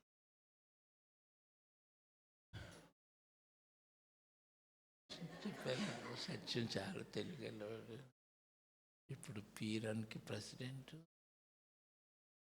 ఇంకా దేనికి ఇంక చాలా వాటికి ప్రెసిడెంట్. అమ్మా, జీడిఓపిలో నాలోటోళ్ళు అసలు లెక్కలేదు. ఎమ్మెల్యే అవ్వాల్సింది. అవును, మీరు గుర్తుపెట్టుకోండి, యాకోబు పొందినంత నష్టం ఎవరు పొందలే. అది నేను చెప్పేది. 31వ అధ్యాయం 40వ వచనం. పగటి ఎండకును రాత్రి మంచుకును నేను క్షీణించిపోతిని. ఏమయ్యాడు? రాత్రికి క్షీణించిపోయి. ఎందుకు క్షీణించాడు? ఎండ ఎక్కువయ్యా? చూడండి, కొంచెము ఏడుద్దాం అనిపిస్తుంది. రక్షణ పొందారు ప్రభు బిడ్డలు. చక్కగా బాప్తిసం తీసుకున్నారు, దేవుని సన్నిధికి వస్తున్నారు, కానీ సంతోషం, సమస్యలు. ఎందుకు క్షీణించిపోతున్నారు? కొన్నిసార్లు ఇట్లా వాదనలు జరుగుతూ ఉంటాయి. ప్రభువుని నమ్ముకున్న వాళ్ళు ఏమంటారంటే, మేమే బాగున్నాంగా, మీరు నమ్ముకున్నారు, ఏం లాభం అనేవాళ్ళు లేరా? ఎందుకు? నువ్వెందుకు క్షీణించిపోతున్నావు చెప్పనా? యాకోబులాగే ఉంటున్నావు. నీ జీవితంలో నిజమైన రూపాంతరం లేదు. నీ అవిధేయతలు క్యారీ ఫార్వర్డ్ చేస్తున్నావు. ఇంకా చెప్పనా, ఇది అస్సలు ఇంకా తట్టుకోలేంది. 34వ అధ్యాయం, 34వ అధ్యాయం అంత డేంజర్ అధ్యాయం ఇంకోటి లేదు. 34వ అధ్యాయం ఊరికే చూడండి, చదవవసరంలో చూడండి. 34వ అధ్యాయానికి నేనేం పేరు పెట్టానంటే, యాకోబు జీవితంలో చీకటి అధ్యాయం. చీకటి. ఒక్కతే ఒక్క కూతురు యాకోబుకి కదా. ఆమె పేరేంటి?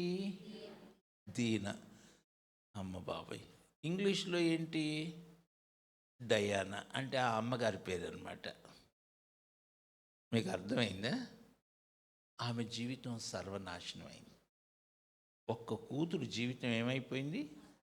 ఎందుకు నాశనం అయింది చెప్పండి కదా. లోకాన్ని చూద్దామని వెళ్ళింది, ఆమెకి అది కాదు.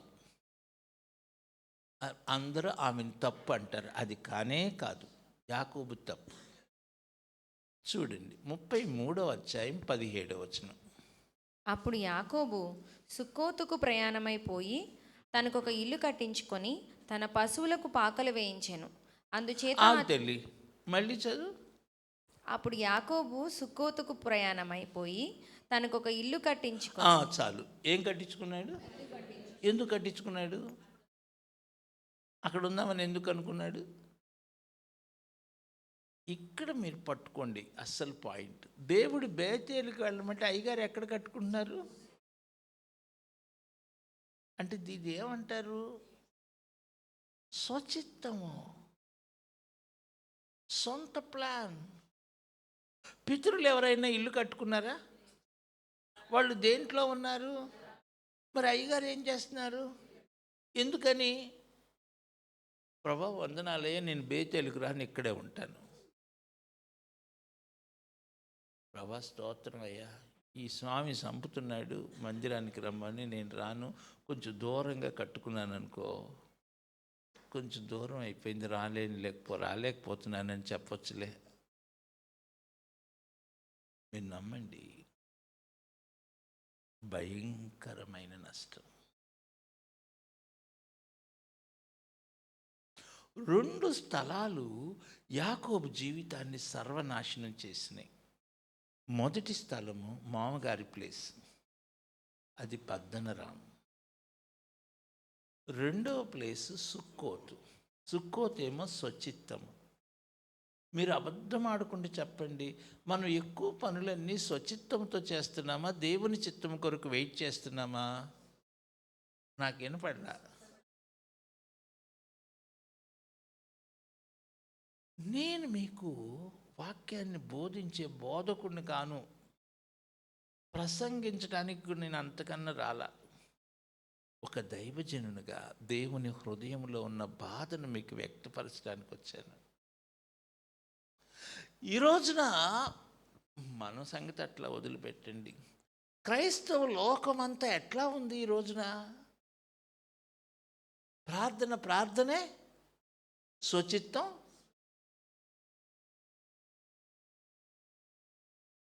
ప్రార్థనే ఐహిక విచారాలు. అందువలన తమ జీవితంలో ఏం చూడలేకపోతున్నారు? దేవుని కార్యాలు. మీరు నమ్మండి, 34వ అధ్యాయంలో యాకోబు కుటుంబం అంతా ముక్కలు ముక్కలుగా నరికివేయబడే పరిస్థితి. ఇద్దరు కొడుకులు, పెద్దోళ్ళైన కొడుకులు, వాళ్ళు ఏం చేశారు? అబద్ధపు మోసపు ప్రమాణం చేసి ఊళ్ళో వాళ్ళందరినీ చంపేశారు కదా. మరి పక్కన ఉన్న ఊళ్ళో వాళ్ళందరూ ఊరుకుంటారా? మొత్తం నరికేసే పరిస్థితి. అప్పుడు దేవుడు అన్నాడు, యాకోబు ఇప్పుడన్నా బుద్ధి తెచ్చుకో, బేతేలుకు వెళ్ళాడు. ఇప్పుడు 5వ వచనం చూడమ్మా, 35:5. వారు ప్రయాణమైపోయినప్పుడు దేవుని భయము వారి చుట్టూ ఉన్న పట్టణముల మీద నుండెను కనుక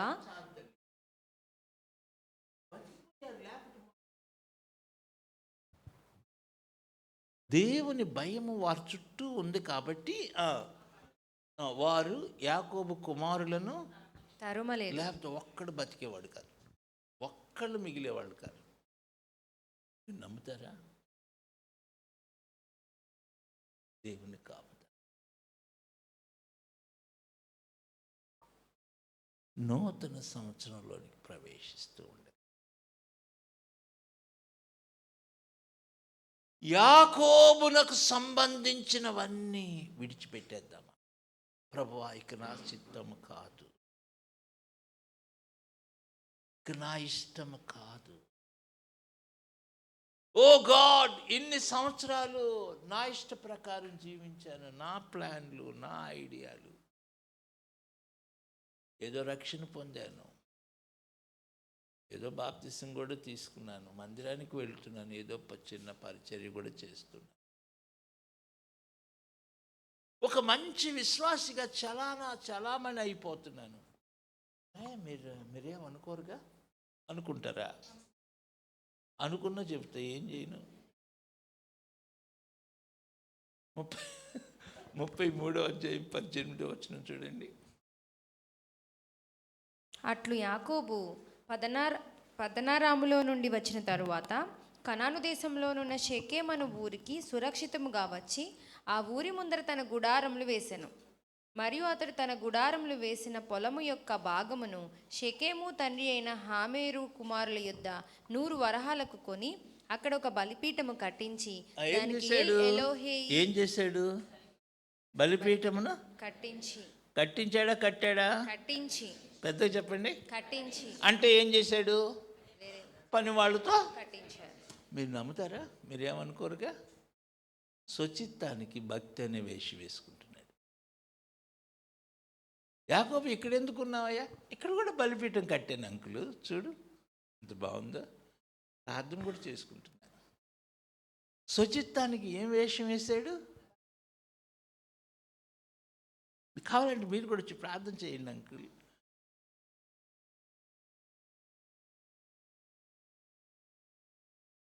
మీరేమనుకోరుగా? స్వచిత్తానికి భక్తి అనే వేషం వేసుకొని బతికిపోతున్నాం. That is very serious. దేవుడు అన్నాడు, నీ బలిపీఠం నాకు అవసరం లేదు, నీ బలి అర్పణ అవసరం లేదు, నేను నీతో రాను. ఫినిష్ అయిపోయింది. 34 జరగకూడదు జరిగిపోయింది. ఇక యాకోబు ఏడుస్తూ ఉన్నాడు. ఉపయోగం ఏముంది?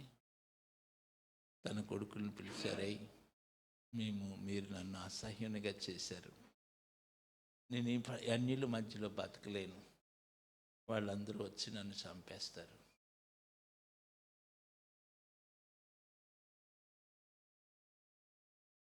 ఈ 35వ అధ్యాయం ఏంటంటే, it is a chapter of restoration. ఇప్పుడు 7వ వచనం చదవమ్మా, 35:7. అతడు తన సహోదరుని ఎదుటి నుండి పారిపోయినప్పుడు దేవుడు అక్కడ అతనికి ప్రత్యక్షమాయను కనుక అక్కడ బలిపీఠము కట్టి అక్కడ కట్టి. ఎంత డిఫరెన్స్ ఉందో చూడండి. ఇప్పుడు దేవుని చిత్తానుసారంగా వస్తున్నాడు. ఇప్పుడు తనలో ఉన్న అన్ని దేవతలు తీసేస్తున్నాడు. ఇప్పుడు వస్త్రాలను మార్చుకుంటున్నాడు. ఇప్పుడు బలిపీఠమును కట్టుతూ ఉన్నాడు. ఇప్పుడు దేవుడు ఏమంటున్నాడంటే, ఇప్పుడు చదవండి, 11వ వచనం చదువు, లేదా 10 కూడా చదివేసేమ్మా. యాకోబు పదనారాం నుండి వచ్చిచుండగా దేవుడు తిరిగి అతనికి ప్రత్యక్షమై అతన్ని ఆశీర్వదించెను.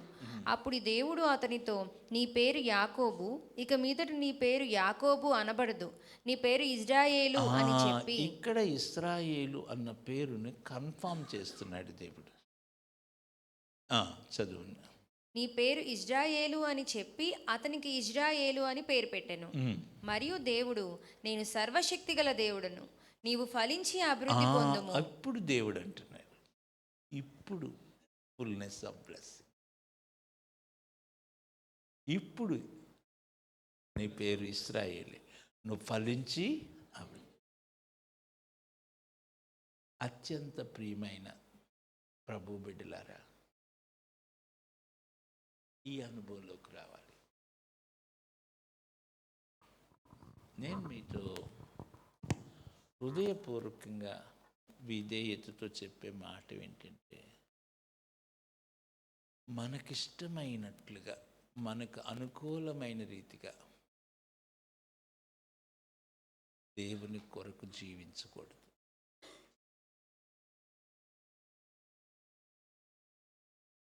చాలా ముఖ్యం. మనకు అనుకూలంగా మన భక్తి జీవితాన్ని జీవించకూడదు.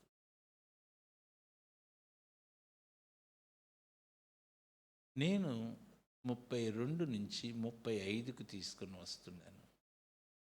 32వ అధ్యాయములో దేవుని యొక్క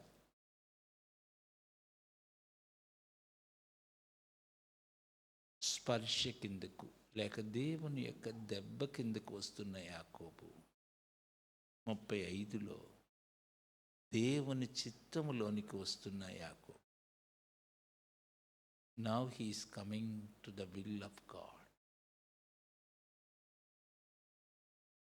ఇప్పుడు అంటున్నాడు దేవుడు, అందరు చెప్పండి నాతో, నేను సర్వశక్తి గల దేవుడును.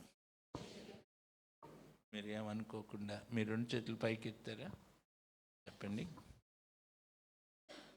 చెప్పండి. నా దేవుడు సర్వశక్తి గల దేవుడు. నేను ఎలాంటి పరిస్థితుల్లో ఉన్నా, నాకెన్ని సమస్యలున్నా, ఎన్ని భయంకరమైన ఆటంకములున్నా, రాబోయే సంవత్సరం ఎంత భయంకరమైనదైనా, పరిస్థితులు ఎంత కష్టమైనా, నా దేవుడు సర్వశక్తి గల దేవుడు. నా జీవితంలో అద్భుత కార్యాలు చేస్తారు, తన వాగ్దానము నెరవేరుస్తారు, తన చిత్తమును నెరవేరుస్తారు. ఆయనకే మహిమ కలుగునుగాక, ఆయన ఘనమైన నామమునకు మహిమ కలుగునుగాక. ఇప్పుడు చెప్పండి, హల్లెలూయా. ఈ మాట, నా దేవుడు సర్వశక్తి గల దేవుడు. యాకోబు, నీ చుట్టూన్న శత్రువులు నిన్నేమి చేయలేరు, నువ్వు వెళుతున్న పరిస్థితి నిన్నేమి చేయలేరు, నువ్వు వెళుతున్న ఆ మార్గంలో నీకు కలిగేటువంటి పరిస్థితులు ఏవి నిన్నేం చేయలేదు. నేను సర్వశక్తి గలది, ఫలించి అభివృద్ధి పొందు. అంతటితో ఆగల దేవుడు. రాజులు నీ గర్భంలో నుండి వస్తారు, జనముల సమూహము నీ వలన కలుగుతారు. నీ తండ్రి అయిన అబ్రహాముకు, ఇస్సాకునకు నేను ఇస్తానన్న వాగ్దానం చేసిన దేశాన్ని నీకు ఇస్తాను. అది ఆ ఫుల్నెస్ ఆఫ్ బ్లెస్సింగ్లోకి మనం రావాలి.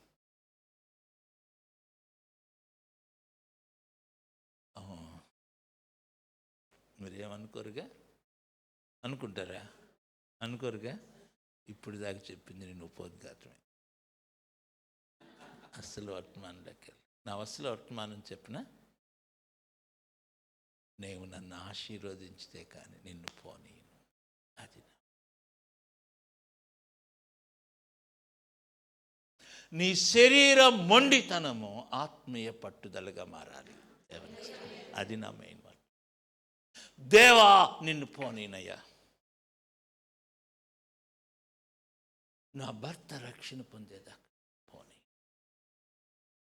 నా భార్య రక్షణ పొందేదాకా నిన్ను, నా బిడ్డలు రక్షణ పొందాక నిన్ను, నా కుటుంబంలో ఈ సమస్య తీరేదాకా నిన్ను పోనీనయ్యా. కమాన్, నీ ఆశీర్వాదము లేకుండా, నేను కొంచెం గట్టిగా మాట్లాడుతున్నా, ఇబ్బంది ఏం లేదా? నీ ఆశీర్వాదం లేకుండా 26లోకి నేను వెళ్ళనయ్యా. 26 అవసరం వద్దు, నాకు వద్దయ్యా. ఓ గాడ్, యాకోబు యొక్క శాపాన్ని నేను 26లోకి తీసుకెళ్ళనయ్యా. నేను పోనీను, నువ్వేమన్నా చేసుకో. నేను ఇక్కడ వాక్యంలో లేని మాటలు చెప్పనా? ప్రభు అన్నాడు, ఏమన్నాడు? యాకోబు తెల్లవార్చున్నది పోనీ అన్నాడు కదా. చదవండి అన్నమాట. 26వ వచనం, 32-26. ఆయన తెల్లవారుచున్నది గనుక నన్ను పోనిమ్మనగా అతడు, నీవు నన్ను ఆశీర్వదించితేనే గాని నిన్ను పోనీయనెను. ఇక్కడ వాక్యంలో లేని మాటలు చెప్పైనా నీకు ఎన్ని గుండెలు యాకోబు? దేవుణ్ణి పోనీనంటావా? నేను ఏమన్నాడు దేవునితో? నన్ను పోనీ అంటే ఏమంటాడు? నేను పోనీను. అప్పుడు దేవుడు అన్నాడంట, పోనీవా అన్నాడంట. ఒకటోసారి పోనీవా, రెండోసారి పోనీవా, మూడోసారి పోనీను అన్నావో ఇంకోటి వేస్తాను చచ్చిపోతావు అన్నాడంట. అప్పుడు యాకోబు అన్నాడంట,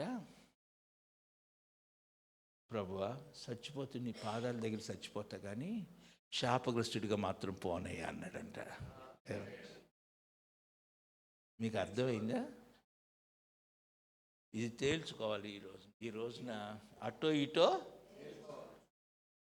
నేను పోనీనయ్యా అంతే. అందుకే నేను ఉపోద్ఘాతం అనింది. యాకోబు పోనీవా, పోనీనో, పోనీవా, పోనీనో. ఒకటోసారి రేయ్ పడుతుంది మీద, పోనీనో. రెండోసారి చంపేస్తాను నిన్ను అంటే యాకోబు అంటున్నాడు, చచ్చిపోతానయ్యా, నీ పాదాల దగ్గర చచ్చిపోతా కానీ మోసగాడిగా మాత్రం. అప్పుడు ఏం జరిగిందంటే, ఇక్కడ విషయం చెప్పాలి. ఇక్కడ 4 విషయాలు ఉన్నాయి. ఒకటి, యాకోబు కళ్ళల్లో కన్నీరు దారగా కారుతుంది. ఏం కారుతుంది? ఇది మీకు అర్థం కావాలంటే హోషేయ గ్రంథానికి రండి. హోషేయ 12:4. అందుకే నేను ఉపోద్ఘాతం అని చెప్పింది. మీకు అంతా కూడా ఇంట్రడక్షనే చెప్పి వెళ్తున్నాను. మీరు నా పూర్తి మెసేజ్ వినాలంటే మీరు చాలాసేపు కూర్చోవలసి వస్తుంది. అతడు దూతతో పోరాడి జయముందెను. అతడు కన్నీరు విడిచి అతని బతిమాలెను. బేతేలులో ఆయన అతనికి ప్రత్యక్షమాయెను. కన్నీరు విడిచి అప్పుడు తన కళ్ళ మెట్టి నీళ్లు కారుతుంది. ఇక్కడ పెనుయేల్లో 4 మెట్లు ఉన్నాయి. ఒకటి రాసుకోండి, యాకోబు గ్రహించాడు. మొదటిది కేమ్ అండర్స్టాండ్. ఏం గ్రహించాడు? ఈ అవకాశం పోతే నా జీవితంలో మరొక అవకాశం రాదు అని. ఈ అవకాశాన్ని పోగొట్టుకున్నాను అనుకో, జీవితకాలం అంతా శాపగ్రస్తుడిగానే ఉండిపోతానని గ్రహించాడు. 2, కన్నీరు విడుస్తున్నాయి. మొదటిది గ్రహింపులో ఏం గ్రహించాడో తెలుసా? మీరు అబద్ధం ఆడుకుని చెప్పండి, మీకు అర్థమైందా? నీవు నన్ను ఆశీర్వదించితేనే కానీ నిన్ను, మరి వాళ్ళ నాన్న దగ్గర పొందాడుగా ఆశీర్వాదం, అన్నయ్యను మోసం చేసేలా పొందాడుగా, అది ఆశీర్వాదం కాదా? అది కాదు నాయన, that's not the real blessing. మీ యొద్ద నుండి పొందేది ఆశీర్వాదం మెటీరియల్ బ్లెస్సింగ్ కాదు. డబ్బు, ఇళ్ళు, వాహనాలు అవి కాదు. చాలామందికి శరీర సంబంధమైన ఆశీర్వాదాలు ఉంటాయి, కానీ కుటుంబంలో సమాధానం, కుటుంబంలో దేవుని కార్యాలు. మీరు అబద్ధం ఆడుకొని చెప్పండి, ఎక్కువగా ఏది అడుగుతూ ఉంటాం మనం దేవుణ్ణి? కాదు, ప్రభా సొంత ఇల్లు ఉందగానే అది చిన్నది అయిపోయింది అయ్యా, కొంచెం పెద్ద ఇల్లు అయ్యా. అవునా? ప్రభా వందనాలయ్యా, చిన్న కారు ఉంది కానీ అది బాగలేదయ్యా, కొంచెం పెద్ద కారు అయ్యా. ఎప్పుడు జీవితకాలం అంతా ఏం ఆశీర్వాదాలు? ప్రభా నన్ను ప్రార్థనాపరుడిగా చేయి. అడిగావా? నన్ను యెహోషువ వంటి ప్రార్థనాపరుడిగా చేయి, నన్ను దానియేలు వంటి ప్రార్థనాపరుడిగా చేయి. దేవా నా బిడ్డల్ని దైవజనులుగా చేయి. అడిగావా? ఎప్పుడు మెటీరియల్ బ్లెస్సింగ్సేనా? బాబోయ్, మీరేమనుకోబాకండి. మీరు ప్రార్థన అవసరం రాయమని రాసి కాగితం ఇచ్చారనుకో, 3 పేజీలు రాస్తారు. దాంట్లో అంతా ఏంటి? తలకాయ నొప్పి దగ్గర నుంచి, నడువుల నొప్పి దగ్గర నుంచి, మోకాల నొప్పి దగ్గర నుంచి, నొప్పులు, అయ్యగారి నొప్పులు, ఇంట్లో వాళ్ళ నొప్పులు, మొత్తం అప్పులు. సత్యానికి హుషారు వస్తుంది కాదు. ప్రభువా ఆశీర్వాదం వద్దయ్యా, యుద్ధ నుండి వచ్చే ఆశీర్వాదం. ఈ కొత్త సంవత్సరంలోకి రక్షణ పొందని నా కుటుంబీకులు ఎవరు లోపలికి రాకూడదయ్యా, అందరు పొందే రావాలయ్యా. కొంచెం ఆమెనండి. పట్టుకున్నాం పట్టుదల, నీ ఆశీర్వాదం కాదు. నిన్ను పోని కొట్టుకో, ఎంత కొడతావు కొట్టు, కాలు ఇరిగింది, ఇంకో కాలు కూడా ఎరగొట్టు, నో ప్రాబ్లం. కానీ ఆశీర్వాదం మాత్రం.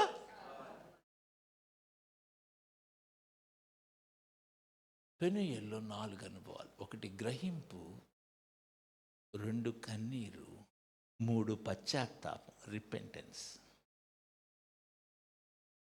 నీ పేరేంటి? వచ్చాయమ్మా లోపలికి రా. నువ్వేంటి అందరికి టీ ఇయటానికి చూస్తున్నావా? తర్వాత ఇంటికి లేదా? ఇప్పుడు అసలే పోరాటంలో ఉన్నారు, లోపలికి వచ్చి. నాకు కొంచెం అర్థమవుతుంది. 3వది ఏంటో తెలుసా? మొదటిది ఏం చెప్పాను?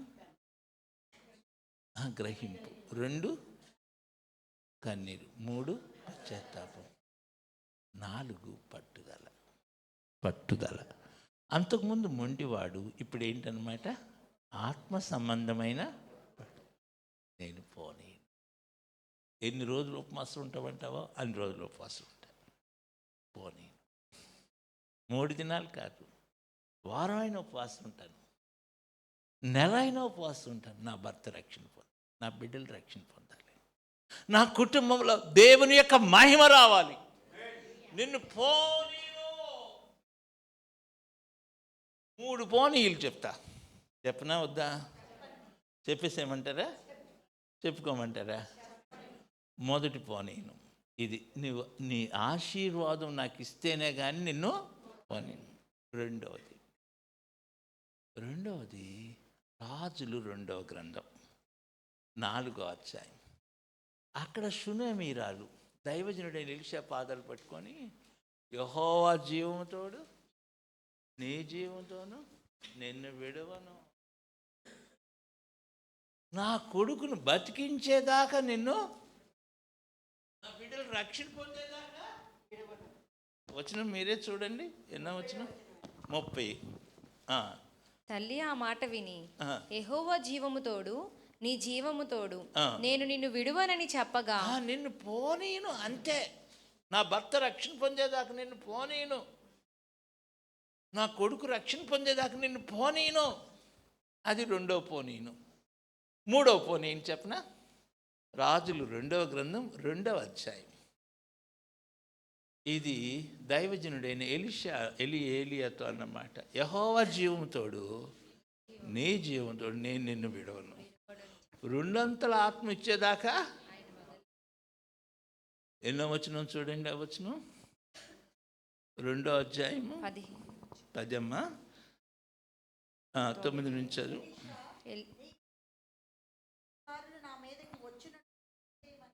ఉమ్. ఉమ్.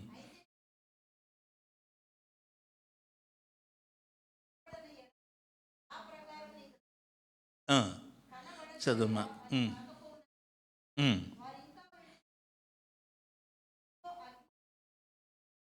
అక్కడ పైన అంతా కూడా చూస్తున్నాను. పోనీ యెహోవా జీవం తోడు, నీ జీవం తోడు. మరి మనం ఏమంటాం? యెహోవా జీవం తోడు, నీ జీవం తోడు ఎంత తొందరగా అయితే అంత తొందరగా వెళ్ళిపోతావయ్యా అంటాం. ప్రార్థన చేయడానికి కళ్ళు మూసుకున్నామో కొంతమంది వెళ్ళిపోతారు. చెప్దామా? అందరు చెప్పండి. నా దేవా, నేను నిన్ను పోని మీ ఆశీర్వాదం ఇచ్చేంత వరకు నేను నిన్ను పోని. నా కుటుంబం రక్షణ పొందేంత వరకు నేను నిన్ను పోని. 3, రెండంతల ఆత్మ ఇచ్చే వరకు నేను నిన్ను పోని. పట్టుదల పడతామా? దేవా, ఇక యాకోబు బ్రతుకు నాకు వద్దయ్యా. ఇప్పుడు దాకా స్వచిత్తంతో బతికాం, చాలు.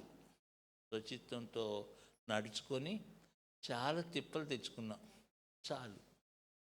నష్టపోయాం. ఏమన్నా కొద్ది నష్టమా? లక్షలే. అవునా కదా? ఇప్పుడు నువ్వు బాగుపడలా, ఎవరు బాగుపడలా, అంత వాడికి, ఆ సాతాను గాడికి లాభం ఇచ్చాం. ఒప్పుకుందామా దేవుని సన్నిధిలో? ప్రభువా, నేను నిన్ను. ఏడుద్దామా? బైబిల్ మూసాడు. నేను నిన్ను పోనీ అంటాడేమో అని చూసా. నువ్వు ఎప్పుడు పోతావా అని చూసా. చెప్దామా ప్రభుత్వ? ప్రభా, నేను నిన్ను పోనీ. ప్రభా, నేను నిన్ను 2026లోకి వెళ్ళనయ్యా. మీ ఆశీర్వాదం లేకుండా, మీ ఆత్మ లేకుండా, మీ యొక్క జీవం లేకుండా నేను వెళ్ళనయ్యా. పట్టుకుందామా? ప్రభు దయగలవాడు. ఆయన అన్నాడు, యాకోబు, నువ్వే గెలిచావులేరా అన్నాడు. నువ్వు మనుషులతో గెలిచావు. మనుషులతో మనం గెలుస్తాం. మనుషులతో ఎట్ట గెలుస్తాం? మోసంతో. దేవుని దగ్గర ఎట్ట గెలుస్తావు చెప్పనా? కన్నీరు కారిస్తే నువ్వే గెలుస్తావు. దేవునికి స్తోత్రం. ప్రభు పాదాలు పట్టుకున్నామా? ప్రభుని బతిమలాడుకున్నాం. తలలు వంచండి. ప్రభువా, మోకరించగలిగిన వారు మోకరించి చెప్పండి. అందరూ చెప్పండి. ప్రభువా, నేను నిన్ను పోనీను. నేను కూడా పోను, నేను నిన్ను కూడా పోనీను. చెప్పండి. ప్రభువా, నిన్ను పోనీనయ్యా. నా కుటుంబము దీవించబడే వరకు నేను నిన్ను పోనీను.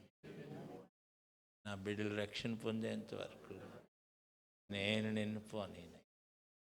మీ ఆశీర్వాదం పొందే వరకు నేను నిన్ను పోనీను. 2026లో నీ ఆశీర్వాదం లేకుండా, నీ ఆత్మ లేకుండా, నీ జీవం లేకుండా నేను పోనయ్యా. యాకోబు లక్షణాలు ఏది నాలో రాకూడదయ్యా. ప్రార్థన చేసుకుందాం.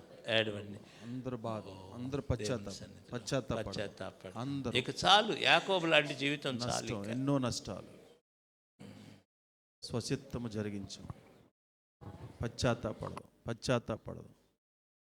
ఆయన తప్ప ఎవరు మనల్ని కనికరించేవాళ్ళు లేరు, జాలిపడేవాళ్ళు ఎవరు లేరు. అంత స్వార్థంతో నడుస్తున్నటువంటి దేశం. మనుషుల్లో స్వార్థం పెరిగిపోయింది, స్వచిత్తం పెరిగిపోయింది. అందరూ యథార్థంగా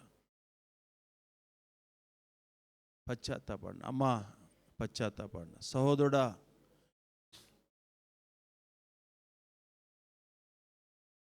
ఎన్నో సంవత్సరాలు గడిచిపోయినాయి. కన్నీరు పెడదాం, పశ్చాత్తాపడదాం. నోరు తెరవండి.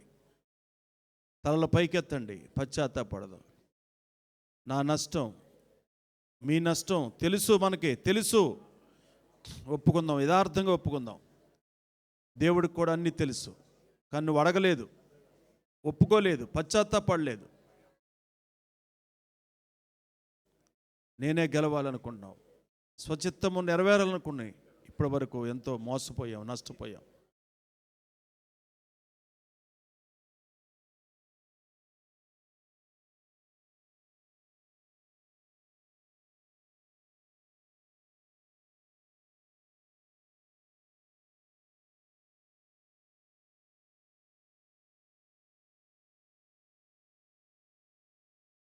అందరూ పశ్చాత్తాపడదాం.